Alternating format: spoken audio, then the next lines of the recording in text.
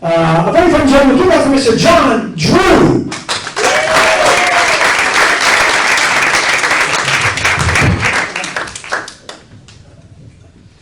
I see George's daughters and mom are here in the audience.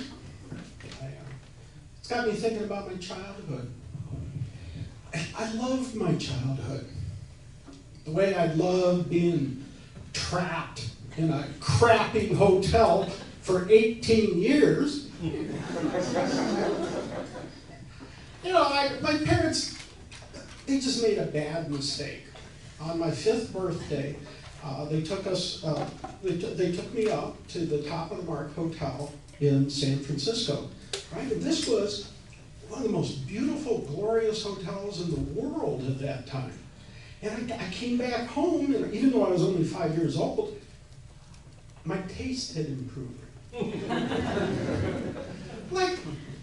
I noticed that there was only one restaurant at home. Right? It was part of a national chain, a franchise. It was called the Dining Room. Right? You may have had a dining room where you grew up. Or sometimes they call it the breakfast nook. Yeah, but the breakfast nook, it's the same company. It's just less square footage. When I was a smart kid, I had above average IQ, and so I asked my mom, how come there's no menu? And she said, "Oh, John, I just forgot to type it up today." Turned out that was a lie. Yeah, there was an unwritten menu, right? Eat this or starve. And one of the advertising features of the dining room is that you got to eat something different each day, right? That there was variety. But the thing is, you'd have to be pretty dumb as a little kid not to figure out that turkey and peas do not become a brand new meal the next day simply because you add macaroni and call it a casserole. I went up to my room and I noticed that there were problems there. So I asked my mom and dad to show up. I said, "Mom, Dad, look at this. See the doorknob? You notice something wrong with it? There's no lock. How am I going to keep my pesky little brother out of there?" Well, my parents got back at me and my higher taste. They added another guest to my room. My little brother. Right, and it turned out that there was no maid service at this particular hotel. As I later learned, my little brother and I were responsible for cleaning the room ourselves. And I figured out that it was a bad situation because when my mom and dad got mad at me, they'd make me spend more time in that little room as a punishment. And I did, I have to admit, I did get room service, right? I'd be laying in bed and I'd get room service. But it was only at those moments when I was too sick to enjoy it.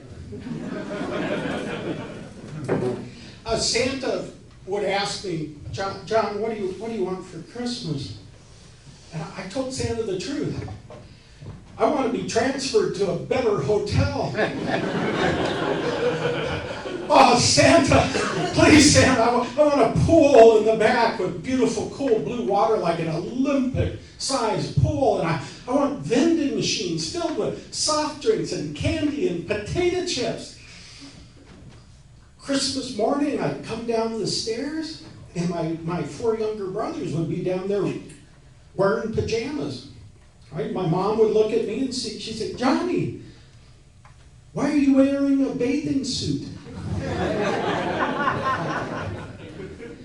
Why don't you sit down while your little hands are full of change?" Well, Christmas is still a disappointment for me. I don't know what your life is like, but I get this big social pressure every year about the same time to go back to this crappy old hotel, visit with the other guests that I never really liked, and hang out with the very well-meaning but clearly incompetent people that ran it.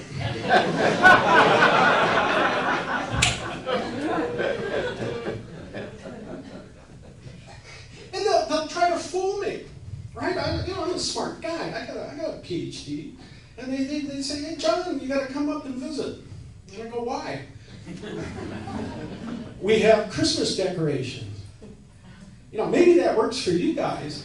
It doesn't work for me. To me, that's like the Motel 6 puts a Christmas tree in the lobby and then pretends it's a new Four Seasons. So I just don't buy it.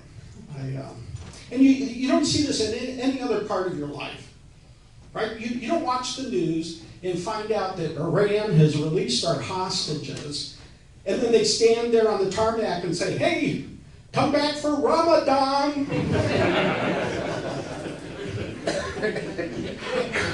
It's not like you're on death row and the warden comes up and says, John, you're free to go. Why don't you come back in December for Joey's execution? In fact, you can stay in Joey's empty cell. It's just, I don't know. But now, my wife and I, we live in a nice hotel now. I'm proud of it. We got maid service 2 times a week. We have restaurant meals delivered right to our house that we watch in our beautiful, comfortable TV game room. We have a pool and a spa. Right? Trisha's in the audience, and she knows better than you that the only problem is I can't afford it.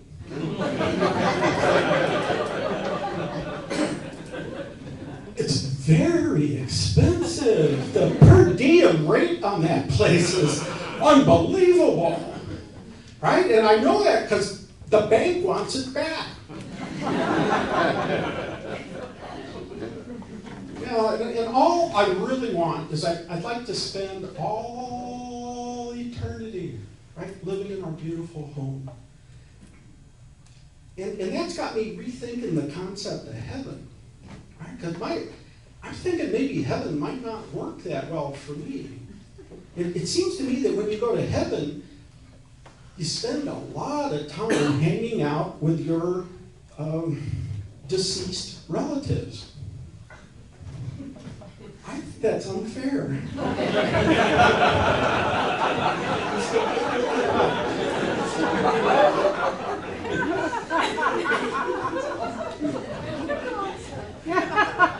This is a family crowd. But to me, as a child, visiting Grandma and Grandpa was an ordeal. Right? The place, they had no air conditioning. They just had those circulating fans that went back and forth. And the place, it smelled funny. It smelled like, what's that perfume, Soft Shoulders? What? It smelled like that perfume with old hamburger.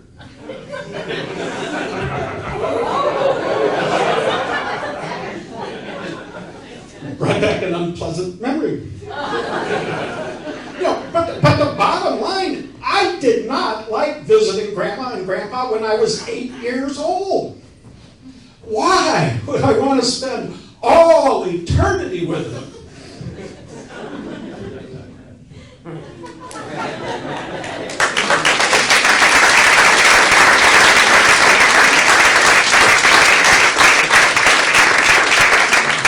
I'm John Drew, and you're a really great audience, and you got a great performer coming up next.